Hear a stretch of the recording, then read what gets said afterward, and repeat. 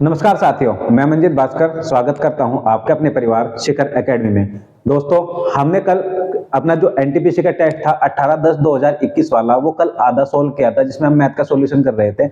आज हम उसी में आगे शुरू करेंगे। जो हमने आधा किया था, आधे क्वेश्चन और बचे हुए हैं, आज उन्हीं को हम करेंगे। तो चलिए भाई शुरू करें। आज का जो टेस्ट है वो शुरू करते हैं। यहाँ ये वाला क्वेश्चन जो है हमने कल कर लिया था भाई, ठीक है। ये वाला जो क्वेश्चन था हमारा कल हो चुका था। आज हम इस वाले क्वेश्चन से शुरू करेंगे, ठीक है जी। आज हम जो क्वेश्चन करेंगे यहां से स्टार्टिंग करेंगे। तो आपको जो क्वेश्चन दिया गया है कुछ इस प्रकार से दिया गया है कि एक मशीन के मूल्य में 10% प्रति वर्ष की दर से मूल्यह्रास होता है। मूल्यह्रास का मतलब है कि 10% की दर से वो कम हो जा रहा है। यदि इसका जो वर्तमान मूल्य है वो है 1,62,000 रुपए, तो 2 वर्ष पहले मशीन का मूल्य रुपए में बताना भाई हमें कितना होगा, कि 2 साल पहले कितना था। मान लो कि उसका 2 साल पहले जो मूल्य था वो ए रुपया था भाई। मान लेते हैं कि उसका 2 साल पहले जो मूल्य था वो कितना था भाई, ए रुपया, ठीक है। नहीं 10% की आनी हुई, 10% का ह्रास हुआ, इसका मतलब 90 रहा होगा। कितना रहा होगा, 90 रहा होगा, 90/100। अगले साल फिर ऐसा ही हुआ 90/100, क्योंकि हमें 2 साल बाद दिया गया है, ठीक है। अब उसने कहा कि 2 साल पहले पूछा था, जबकि 2 साल बाद की वैल्यू दे रखी है। तो हमने कहा कि 2 साल पहले ए था, अगले साल 90 कम हुआ, यानी कि 10 कम हुआ 90 हो गया, फिर 10 कम हुआ 90 हो गया, और जो हमारे पास मूल्य निकल कर आया भाई वो आया 1,62,000 रुपए। 1,62,000 रुपए। तो भाई ये काम कर लेते हैं, 2 जीरो से 2 जीरो कैंसिल हो जाएंगे, और 90 के 9 के गुणा 2 बार करोगे तो 81 आएगा। अगर आप देखोगे तो 81 दूनी 162 होता है भाई। कितना आ गया है, 2,000, और इस जब 2 जीरो के मल्टीप्लाई होगी तो ये आ जाएगा आपका कुल मिला के 2 लाख रुपए। कुल मिला के कितना आ गया भाई, 2 लाख रुपए। बात समझ पाए, कितना आ गया, 2 लाख रुपए। तो इसका आंसर हो जाएगा ऑप्शन नंबर 4। चलो भाई आगे दे रखा है, आगे दिया गया है कि a की पावर 3 प्लस b की पावर 3, कितना दिया गया भाई, a की पावर 3 प्लस b की पावर 3 और बटे a की पावर 3 माइनस b की पावर 3 बराबर जो दिया गया है वो दिया गया है 185 और बटा 158। तो भाई आप लोगों से नहीं पूछा है कि ये बताओ कि a अनुपात b जो है उसका मान कितना होगा। a अनुपात b, आप इसमें योगांतर निष्पत्ति का नियम लगा सकते हो। योगांतर निष्पत्ति का जब नियम लगाओगे तो आपके पास a की पावर 3 निकलेगा और बटे b की पावर 3 निकलेगा। अब आप कहोगे सर योगांतर निष्पत्ति का नियम क्या है, तो इस कंडीशन में क्या करते हैं कि जो ऊपर वाली वैल्यू है उस ऊपर वाली वैल्यू में नीचे वाली वैल्यू ऐड कर देते हैं, यानी कि 158 ऐड कर देंगे, ठीक है भाई।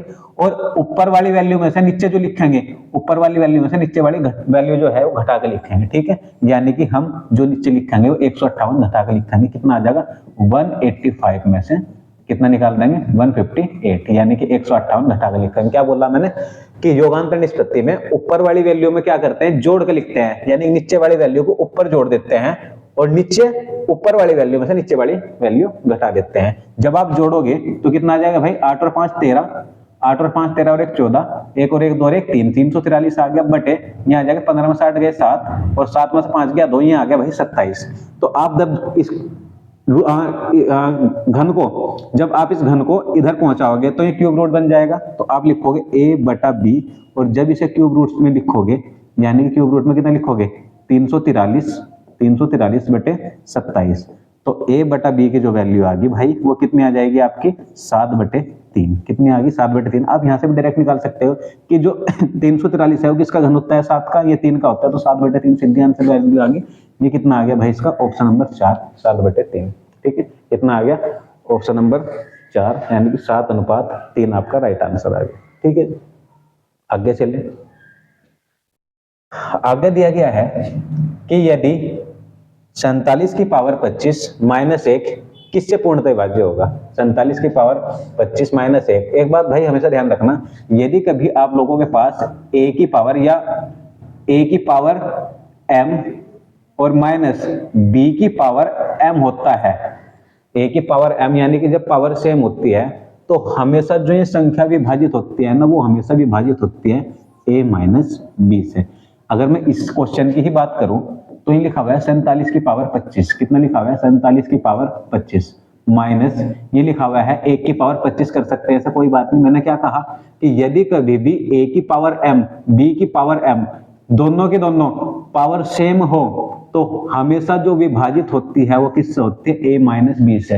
यानी कि जो ये संख्या है ना आपकी 47 माइनस 1 बराबर 46 से पूरी पूरी विभाजित होगी। ये संख्या किससे विभाजित होगी भाई, 46 से पूरी पूरी विभाजित होगी। अब देखो 46 इस ऑप्शन में नहीं है, लेकिन 46 का जो गुणज है 23 वो ऑप्शन में है, तो इसलिए हमारा जो आंसर होगा वो हो जाएगा 23। कितना हो जाएगा भाई आंसर, 23। बात समझ पाए। चलिए आगे दे रहा है, ये आगे कहा गया है कि भाई 1/3 a बराबर 1/4 b बराबर 1/5 c है, तो a अनुपात b अनुपात c कितना होगा। तो भाई एक बात हमेशा ध्यान रखना। देखो मैं आप लोगों को कुछ चीजें बता देता हूं। देखो मैंने लिखा a अनुपात b बराबर 5/4, ये सिर्फ समझाने के लिए है। तो आप ऐसे बोल सकते हो कि सर a की वैल्यू 5 है, b की वैल्यू 4 है, ठीक है। अगर मैं इसी बात को ऐसे लिख दूं a/b बराबर 5/4, तब भी आप बोल लोगे सर a की वैल्यू 5 है, b की वैल्यू 4 है। अगर मैं इसे ऐसे लिख दूं कि a बराबर b और इसके मल्टीप्लाई में लिख दूं 5 और इधर लिख देता हूं 4, तो देखो a की वैल्यू तब भी 5 ही है और b की वैल्यू तब भी 4 ही है। अगर मैं इसे ऐसा ना लिख के ऐसे लिख दूं कि a/5 बराबर b/4, तब भी a की वैल्यू 5 है, b की वैल्यू 4 है। इस बात से क्या समझ में आया कि जो जिसके सामने होगा वो उसकी वैल्यू होगी भाई, ठीक है। जो जिसके सामने होगा वो उसकी वैल्यू होगी, जो जिसके नीचे होगा वो उसकी वैल्यू होगी। अगर हम बात करें तो a की वैल्यू 5 है, b की वैल्यू 4 है, ठीक है। नहीं तो इस क्वेश्चन में कुछ ऐसे दिया गया है कि a की वैल्यू 3 दी गई है, क्योंकि ऊपर तो 1 है, तो a/3 बोल सकते हैं हम इसे b/4 बोल सकते हैं, इसे c/5 बोल सकते हैं। तो हम कह सकते हैं a की वैल्यू 3, b की वैल्यू 4, c की वैल्यू 5, यानी 3:4:5। आप देखते हैं आंसर लगा सकते हो।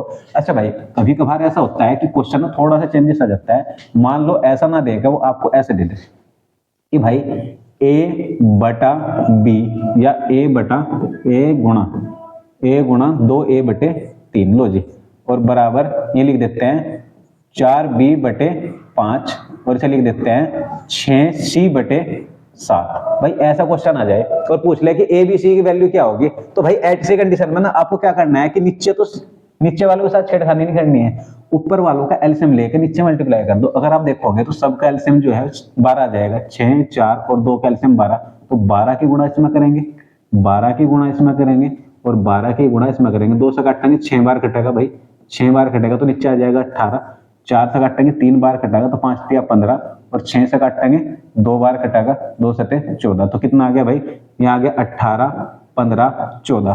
तो हमेशा ध्यान रखना कि जब कभी भी अगर वैल्यू बराबर में दे रखी हो सारी और ऊपर संख्याएं अलग अलग हो और ए बी सी का अनुपात पूछ रहा हो, तो ऐसी कंडीशन में ऊपर वालों का एलसीएम ले लेंगे और नीचे मल्टीप्लाई कर देंगे, तो आपका आंसर निकल जाएगा। ठीक है भाई, चलो ये दिया गया है आप लोगों को अगला क्वेश्चन कि यदि समीकरण x square plus A x plus B बराबर 0 और x square plus B x plus A बराबर 0 का एक उभयनिष्ठ मूल है, उभयनिष्ठ का मतलब है कि एक कॉमन मूल है इनमें कोई ना कोई, ठीक है, तो a प्लस बी का मान ज्ञात कीजिए। वो कह रहा है कि जहां a और b a b के बराबर नहीं है। तो भाई ऐसे क्वेश्चन में ना सबसे पहले ना ऑप्शन में नजर मारो, तो कोई भी ऑप्शन जो है वो 200 पर नहीं है, सारे 2 से नीचे नीचे के ऑप्शन है। तो हम एक काम करते हैं भाई, हम लोग एक काम करते हैं, हम ना आपको क्या लिखा गया है कि x square plus A x plus B बराबर 0 है। हम एक काम करते हैं कि हम क्या देते हैं कि भाई x बराबर ना 1 मान कर देख लेते हैं, x बराबर क्या मान के देख लेते हैं 1। अगर मैं x बराबर 1 मान के देखूंगा तो यहाँ पे 1 का स्क्वायर लिखूंगा प्लस यहाँ 1 गुणा 1 लिखूंगा प्लस यहाँ b और बराबर 0। अब भाई देखो 1 का स्क्वायर तो 1 ही आएगा, a कम a हो जाएगा प्लस b बराबर 0 और ये 1 इधर जाकर माइनस हो जाएगा, यानी कि a प्लस b की जो वैल्यू है वो कितनी निकल जाएगी भाई, -1। a प्लस बी की वैल्यू कितनी निकलेगी, -1। अब दूसरी कंडीशन में रख कर रखोगे यहाँ पे, यानी कि यहाँ पे भी 1 का स्क्वायर लिखेंगे, 1 का स्क्वायर प्लस b गुणा 1 प्लस a बराबर 0। ठीक है भाई, जब इसे खोल लोगे तो ये भी 1 प्लस बी प्लस ए बराबर 0, और इधर जाएगा तो a प्लस बी की वैल्यू यहाँ पे कितनी आ रही, -1। यानी कि हम कह सकते हैं कि हमारा जो a प्लस बी है उसका आंसर कितना होगा भाई, -1 होगा। ठीक है नहीं, a प्लस बी जो है वो कितना आएगा, -1। ऐसे क्वेश्चन को आप मान के कर सकते हो कि हाँ हम इसकी वैल्यू 1 रखे हैं या 0 रखे हैं या 2 रखे हैं। ठीक है नहीं, क्योंकि सारे के सारे जो आंसर है वो 2 से नीचे है। इसका मतलब हमें क्या करना होगा कि कोई ऐसी संख्या रखनी पड़ेगी जो 2 से छोटी हो। ठीक है नहीं, 2 से छोटी का मतलब क्या है भाई, अगर मैं 1 प्लस 1 भी करूंगा तभी 2 आएगा, तो या तो मुझे ऐसा तो है नहीं कि मैं 2 ही रख दूं, समझ गए नहीं। तो इसलिए हम क्या करेंगे, 1 से कोई 2 से कोई भी संख्या जो छोटी होगी वो पुट करके देख लेंगे, तो पता लग जाएगा कि आंसर कितना होगा। ठीक है, अगला क्वेश्चन भाई, अगला क्वेश्चन दिया गया है, देखो भाई अगला क्वेश्चन कि हमें एक्स वाई का निम्नतम पद बताना, छोटे से छोटा पद बताना। तो भाई एक काम कर लो, इसे ना 3 से काट दो। ठीक है भाई, 3 से जब काटेंगे 16 बार कटेगा, और 2 से ऐसे काटेंगे 36 बार कटेगा। डायरेक्ट काट देते हैं, तो 4 से काट देते हैं, 4 चौक 16 और 4 न्यू 36, यानी कि x बटे जो y है वो कितना आ जाएगा, 4/9। लो भाई, ये तो वैसे ही 16 हो गया, x बटे y कितना आ गया भाई, 4/9। ऑप्शन नंबर 1 आंसर आ गया। कितना आ गया, ऑप्शन नंबर 1।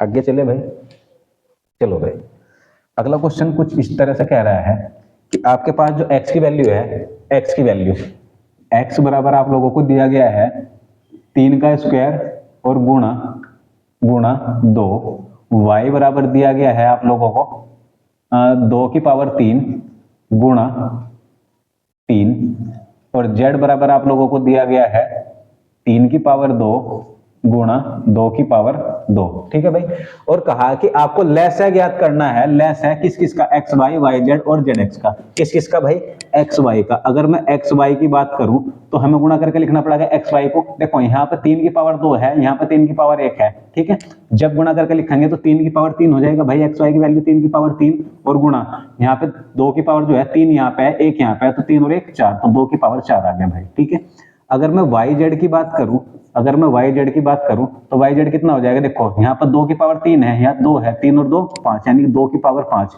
2 की पावर नहीं, पहले हम 3 की पावर लिख लेते हैं ताकि आसानी हो जाए जोड़ने में। 2 ये हैं, 1 ये हैं, तो 3 की पावर 3, और यहाँ पर आ जाएगा गुणा 2 की पावर 3 2 5। ऐसे ही अगर मैं जेड एक्स की बात करूं तो देखो यहाँ पे 3 की पावर 2 है और यहाँ 3 की पावर 4 है, 2 है, तो 2 और 2 कितना हो जाएगा, 3 की पावर 4 गुणा यहाँ पे 2 की पावर 2 है, यहाँ पे 1 है, तो 2 की पावर कितना आ जाएगा भाई, 3 आ जाएगा। ठीक है भाई, एलसीएम में क्या करना होता है भाई, मैंने कल भी आप लोगों को एक बात बताई थी कि एलसीएम में सबसे बड़ी पावर उठाते हैं और एचसीएफ में सबसे छोटी पावर उठाते हैं। ठीक है, एलसीएम में सबसे बड़ी पावर उठाते हैं और एचसीएफ में सबसे छोटी पावर उठाते हैं। अगर सबसे बड़ी पावर की बात की जाए इसमें भाई, अगर इसमें सबसे बड़ी पावर की बात करूं मैं, तो हमारे लिए ना इसमें सबसे बड़ी पावर जो है 3 की पावर 4 है, जिसे हम कैसे लिख सकते हैं। ठीक है भाई, 3 की पावर 4 है, अगर आप देखोगे तो 3 की पावर 4 है। ठीक है, अच्छा अगर मैं इसमें, हमने 3 में से निकाल लिया कि 3 की पावर 4 ही कैसे होता है सबसे बड़ी पावर। अगर मैं 2 से बात करूं तो 2 की जो सबसे बड़ी पावर है वो 5 है, जिसे हम 32 बोल सकते हैं भाई। ठीक है नहीं, क्या बोल सकते हैं, 32। बस आपको 81 और 32 की मल्टीप्लाई करके निकालना है। ठीक है भाई, 81 और 32 की मल्टीप्लाई करना है। 2 एकम 2 और 2 अठे 16, 3 एकम 3 और 3 अठे 24, यहाँ जाएगा भाई 2, 6 और 3 9, 4 और 1 5 और 2 25 92। कितना आ गया भाई, 25 92 आपका ले से निकल जाएगा, इनका क्या निकलेगा, 25 92। ठीक है जी, चलो ये कह रहा है कि एक समबाहु त्रिभुज है आपके पास, एक समबाहु त्रिभुज है आपके पास जिसकी प्रत्येक जो भुजा की लंबाई है वो 2 चतुर्थ मूल में 3 है। तो इस त्रिभुज का जो क्षेत्रफल है वो बताना है हमें।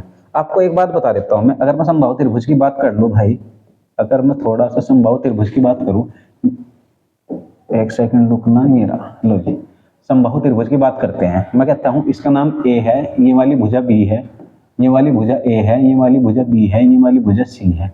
और उसने कहा कि समबाहु त्रिभुज है तो जाहिर सी बात है कि सारी की सारी जो भुजाएं होंगी बराबर होंगी। तो ये वाली भुजा की बात करो, कितनी दे रखी, 2 चतुर्थ मूल में 3, ये भी 2 चतुर्थ मूल में 3 और ये भी 2 चतुर्थ मूल में 3। ठीक है जी, ये दे रखा है।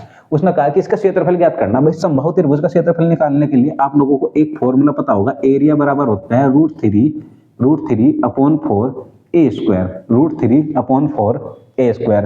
तो हमें तो एरिया निकालना था, तो √3 अपॉन 4, ए का मतलब क्या होगा, भुजा का स्क्वायर, तो भुजा जो हमारी है वो कितनी है 2, क्यों चतुर्थ मूल में 3 और इसकी पावर 2।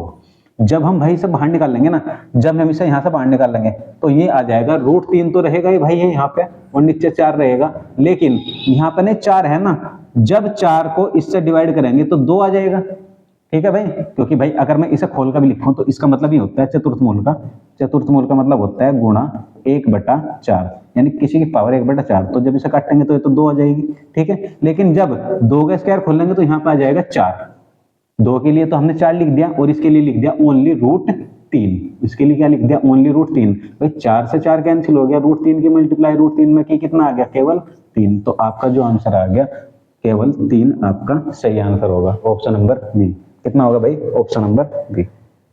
चलो, साइन 15 डिग्री का मान पूछा भाई आप लोगों से। देखो ऐसे ऐसे मान ना आप लोग याद भी रख सकते हो, अगर याद रखोगे तो जल्दी हो जाता है। अगर हम बात करें साइन 15 का मान जो होता है, साइन 15 चाहे तो साइन 15 बोल दो, चाहे तो साइन 15 बोल दो, चाहे कोस 75 बोल दो, इसका मान होता है √3 - 1/2√2, और चाहे तो आप साइन 75 बोल दो, चाहे तो आप साइन 75 बोल दो, और चाहे कोस 15 बोल दो, तो इसका जो मान होता है भाई √3 + 1/2√2।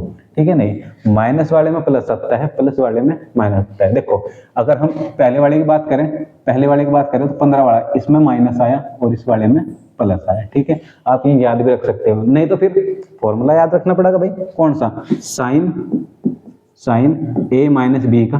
ठीक है, नहीं क्या होता है sine a plus sine a cos b और जी उसके बाद माइनस ये होता है कोस a साइन b। ठीक है भाई, फिर ये वाला फॉर्मूला याद रखो साइन a - b का। ठीक है, नहीं समझ गए ना। चलो अगला क्वेश्चन देखते हैं, इसी में देखते हैं भाई अगला क्वेश्चन। तो आपका इसमें जो हमारा आंसर था वो आ जाएगा ऑप्शन नंबर 4। ठीक है जी, हमारा जो आंसर है वो क्या आ जाएगा, ऑप्शन नंबर 4।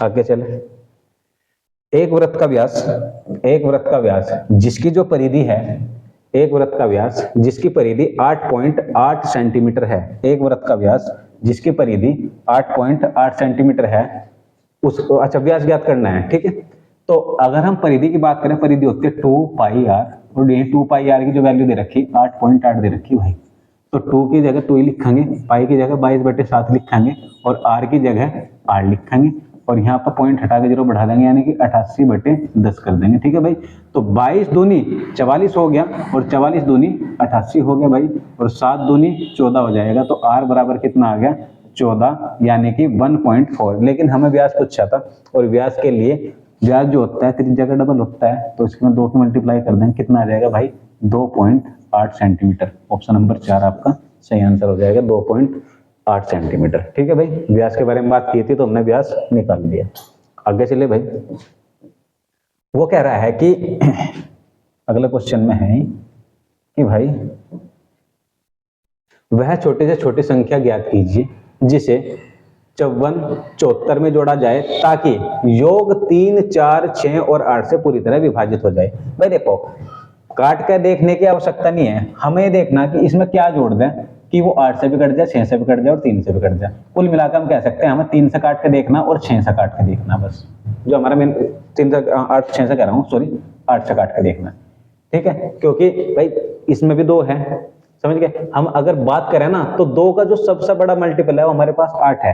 ठीक है ना, 2 का या 2 की पावर में सबसे बड़ा जो है हमारे पास 8 है, तो हम केवल देख लेते हैं कि कौन सा इनमें से 3 से कट जाएगा, कौन सा 8 से कट जाएगा। ठीक है, अब देखते हैं 54, 74, अगर मैं 54, 74 में 21 जोड़ देता हूँ, ध्यान से देखना 21 जोड़ देता हूँ तो यहाँ पे इकाई अंक जो है वो 5 हो जाएगा, और 5 8 से नहीं कटेगा, इसका मतलब मैं ये तो ऐड नहीं कर सकता किसी भी कीमत पे। ठीक है, दूसरा अगर मैं 23 की बात करूं, इसमें 23 ऐड करो, 4 और 3 7 हो जाएगा लास्ट में, तो 7 भी इकाई अंक नहीं हो सकता क्योंकि वो 3 से 8 से नहीं कटेगा, हमें 8 से भी काटना है।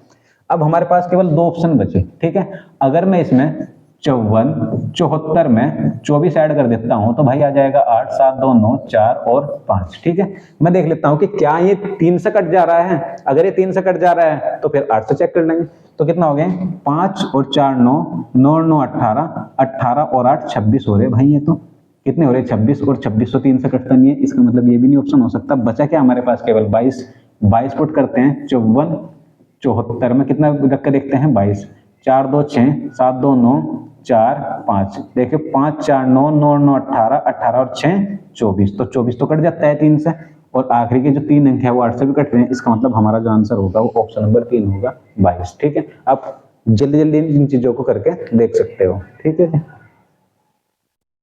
देखो अगला क्वेश्चन ये कह रहा है कि 3:5 के प्रत्येक पद में कौन सी संख्या जोड़ी जानी चाहिए जिससे कि अनुपात 5:6 हो जाए। हमें अनुपात कितना करना है भाई, 5:6 करना है। तो भाई एक बात बताओ हमें क्या जोड़ा है, तो हम मान लेते हैं कि ये संख्या ना हम 3 अनुपात के बजाय ना हम लिख देते हैं 3 है और ये 5 है। ठीक है, नहीं कितना है, 3 है और ये 5 है, और हमें बताओ बनाना कितना है 5 6। ये नंबर मान लिया हमने कि एक नंबर था हमारे पास 3, एक नंबर था 5। अगर मैं इसमें 11 जोड़ता हूँ तो 11 और 3 15 हो जाएगा, 11 और 3 14 हो जाएगा, और ये 11 और 5 16 हो जाएगा। अच्छा एक कितना हो जाएगा जब 11 ऐड हो जाएगा इसमें, तो 11 और 3 14 हो जाएगा, और ये हो जाएगा 11 और 5 16। ठीक है जी, लेकिन ये तो 7:8 आ रहा, आना कितना चाहिए था 5:6। इसका मतलब ये तो ऑप्शन नहीं होगा, तो पहले वाला ऑप्शन कटेगा। ठीक है, ये वाला नहीं हो सकता। अब इस पे आ जाओ, इस वाले पे। ठीक है, क्योंकि पद की बात कर रहा, ठीक है नहीं पद की बात कर रहा है, यानी कि संख्या ही दे रखी है आप लोगों को। अगर मैं इसमें 7 ऐड कर दूं तो 7 3 10 हो जाएगा। अगर इसमें भी 7 ऐड कर देता हूं 7 और 5 12 हो जाएगा। अनुपात चेक करके देखो, अगर मैं तो 2 पंजे 10 और 2 6 12, तो 5:6 आ गया। और यही पूछा था 5:6 करना है, तो ऑप्शन नंबर जो दूसरा है वो आपका सही आंसर हो जाएगा। ठीक है, एग्जाम में आप लोगों के पास इतना समय नहीं होता, इसलिए आपको ना फटाफट फटाफट करके देखना होता है, जल्दी से जल्दी। आगे देखते हैं, देखो भाई अगला क्वेश्चन इसमें दिया गया है कि किस वर्ष खातों की संख्या सभी वर्ष में खातों की कुल संख्या का लगभग 15% था। ठीक है जी, किस वर्ष खातों की संख्या सभी वर्षों में कुल खातों की संख्या का लगभग 15% था। ठीक है, तो हम एक काम करते हैं, हमने इसे सारे को ऐड कर लेते हैं और हमें उसका 15% निकालना है, क्योंकि लगभग में हमें वही बताना है कि किस वर्ष के आसपास बैठा गए। ठीक है, थोड़ा बड़ा कर देता हूं। चलो भाई, अगर हम बात करें, पहले लिखा हुआ है 73.45, कितना लिखा है भाई 73.45। दूसरे की बात करें 104.76, 104.76।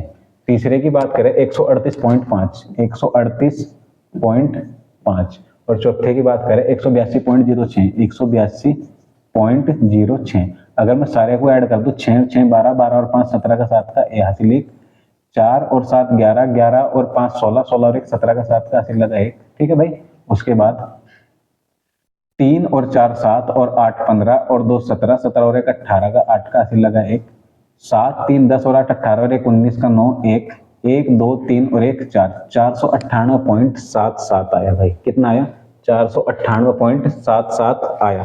अच्छा, अगर मैं इसे लमसम में ऐसा मान के चलूं कि इसे 500 मान लेता हूं लमसम में, समझ गए नहीं, इसे मान लेते हैं 500, लमसम में मान लेते हैं कि 500 है, क्योंकि एक 499 का समथिंग तो वैसे पहुंच रहा है, और हम इस 500 का कितना निकाल ले भाई 15%। ठीक है नहीं, तो हम उसके आसपास पहुंच जाएंगे। ठीक है, अगर मैं इस 500 का 15% निकाल दूं तो 15 पंजे 75 निकल जाएगा भाई। बस ऐसा देख लो, जो इसके आसपास हो, 75 के सबसे आसपास हो, तो केवल यही बैठ रहा है 75 के सबसे आसपास, तो ऑप्शन नंबर ए मार्च 2010। ठीक है नहीं, कौन सा बैठ पा रहा है मार्च 2010, ये क्योंकि इससे कैलकुलेशन आसान हो जाती है, केवल यही चेक करना, तो जो इसके आसपास पहुंच जाए तो यही पहुंच पा रहा है केवल, तो इसका आंसर हो जाएगा मार्च 2010।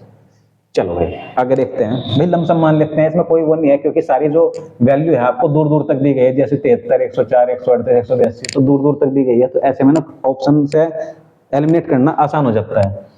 आलेख में दर्शाए गए खातों की कुल संख्या के प्रतिशत के रूप में मार्च 2010 और 2011 के कुल खातों की संख्या में अनुमानित अंतर जो है वो कितना है। देखो क्या कहा गया है कि आलेख में दर्शाए गए खातों की कुल संख्या, खातों की कुल संख्या अभी हमने कितनी निकाली थी भाई 498.77, 498.77 ये निकाल ली थी हमने अभी।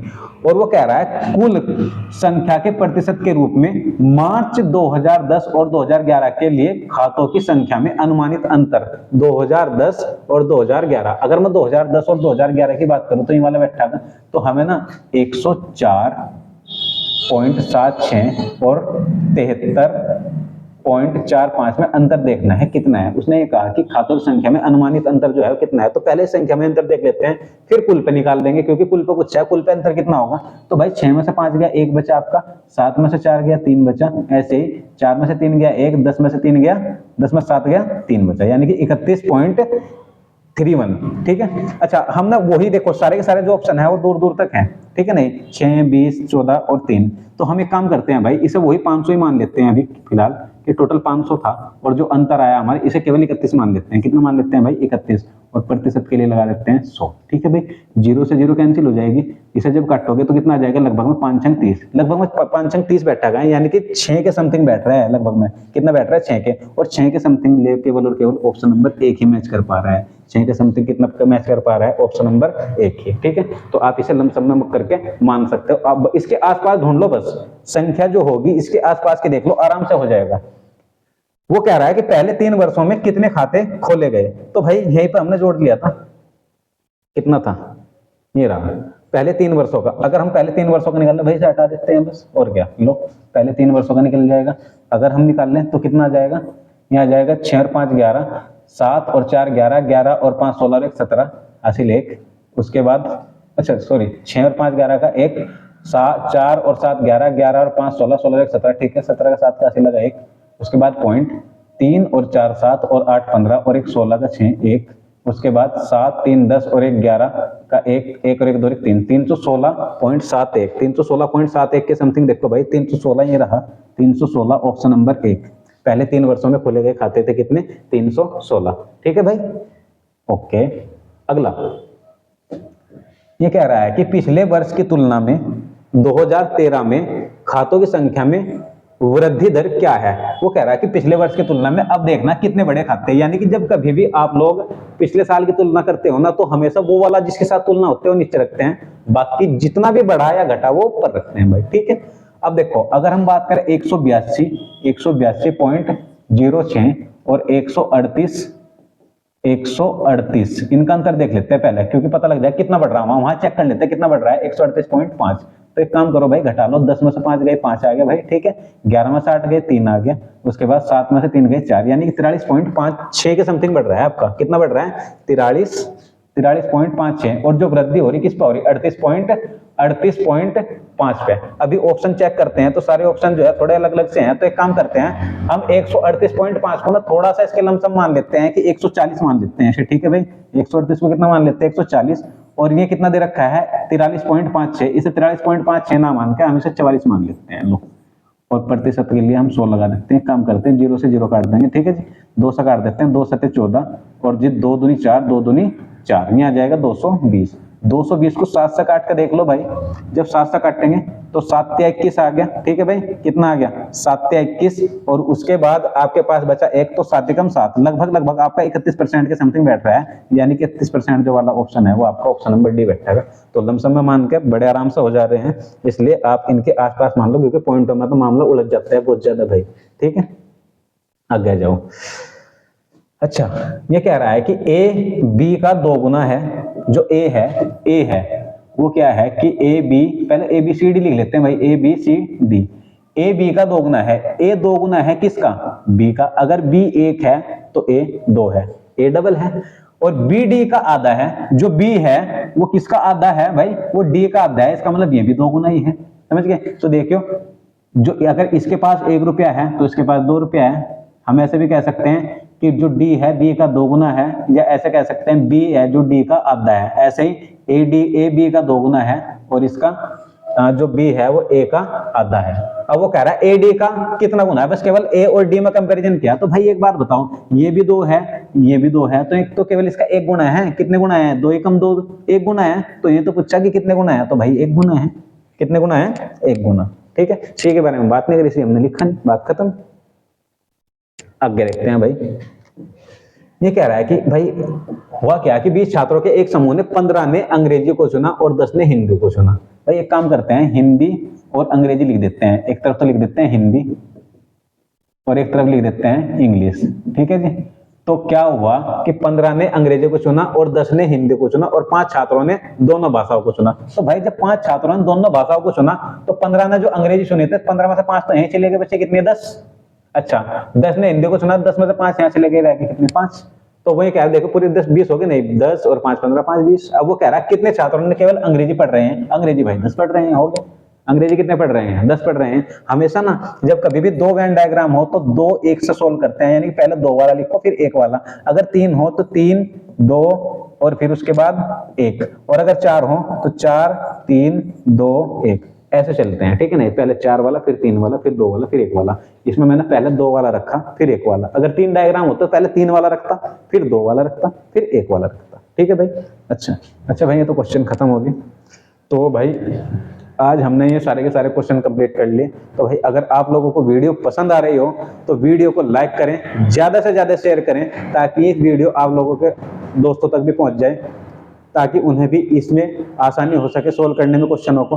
क्योंकि पुराने जो पेपर हैं वो लगभग अगर हम CBT 1 की बात करें तो 50+ पेपर हैं, तो वो सारे के सारे पेपर हम यहाँ पे सोल्व कराएंगे। तो दोस्तों अगर वीडियो पसंद आ रही हो तो चैनल को लाइक करें, वीडियो को ज्यादा से ज्यादा शेयर करें और ज्यादा से ज्यादा सब्सक्राइब अपने दोस्तों के द्वारा कराएं। तो इन्हीं बातों के साथ धन्यवाद।